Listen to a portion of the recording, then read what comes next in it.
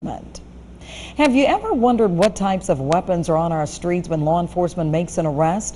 Have you ever been inside the evidence room at the police department or the sheriff's office? Tonight, KPLC's Olivia Vidal takes us to the Lake Charles Police Department to see how they properly store items like weapons and other evidence. It's not just weapons in the evidence room, it's items like bikes and lawnmowers, all stolen goods, and now the Lake Charles Police Department is running out of room. Weapons picked up off the streets after an arrest are considered evidence and are carefully stored away. It's something you really have to be very strict about. City Police Chief Don Dixon says anything goes when it comes to a weapon or evidence, and the room where the items are kept is filling up. We take in a lot of weapons. I think last year, 2012, we took in 145 weapons, in which, when we take these weapons in, we can't dispose of them until the case is disposed of. Dixon says in the case of narcotics, those are burned, and when it comes to firearms and other weapons, those are destroyed. It's a lot of work.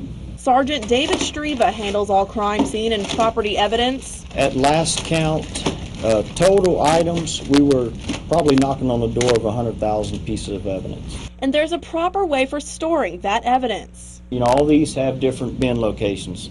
So if I need to retrieve that item or find it, I can go into the computer, find out what bin location it's in, come to that bin location, and I'll be able to retrieve that item. Each item has a file number, case number, and a description of the evidence. And if the item is stolen, the only way the rightful owner can retrieve their property is if they have proof. I highly recommend anything you own that's got a serial number, record it, keep it separate.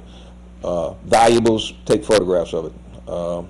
Can't emphasize that enough. Keeping track of what you own in case something is stolen. And Dixon says a lot of times stolen items ranging from weapons to bikes to computers and TVs are recovered in local pawn shops. Probably 90% of our crime is a direct result of drug use or people needing that money. Drugs, weapons, and other items all found on our streets and brought to the evidence room here at the City Police Department.